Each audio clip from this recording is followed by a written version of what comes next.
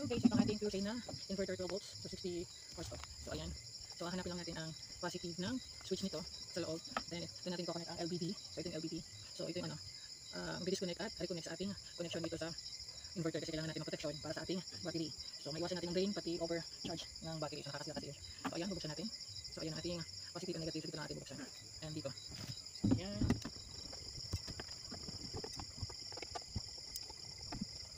So ayan, i-open natin. Tingnan natin kung ano ang laman. So ayan. So ayan ang laman ng ating pure say na power inverter. So magandang brand ito. So ayan ang laman niya. So ito ang switch natin sa baba. So ayan. Then naka-connect siya dito sa pinaka baba. So yan. Yan. Nandito. Yan o. Tignan natin kung saan dyan sa dalawa ang negative at positive ito kasi walang mga polarity. So ayan. So parang hirap ipasok at pasok. Kasi yan ang switch natin. Ito yung switch. Yan. So ayan ang laman. Check. So kailangan muna natin i-connect itong para magkaroon ng power dito.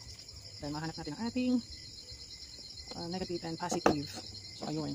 Tingnan natin. Pero buti na lang yung dalawa na. So ito ang switch natin at connected siya doon. Ang hirap ipasok doon natin. Ayan. So connect na natin ang ating ito. Kailangan na natin lagyan ng power ito para makita natin kung okay na siya. Okay, first.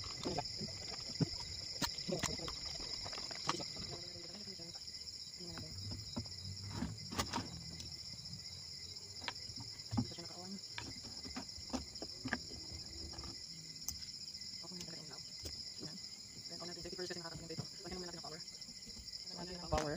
Konti lang kasi para maana natin yung negative at positive dito kasi walang polarity. Oh. Walang polarity. So ayan. So 60.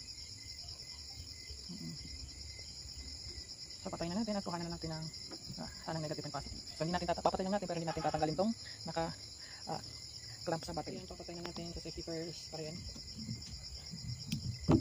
So ayan, gagamitan natin ito. Then hahanapin natin ang ating positive. So may lalabas din dyan ng negative and positive. Boom. So ayan, hahanapin natin ang ating positive dito sa switch. Gawaan ng walang polarity. So para makasure tayo kung saan dyan sa dalawa is gagamitan natin ng multi-tester natin.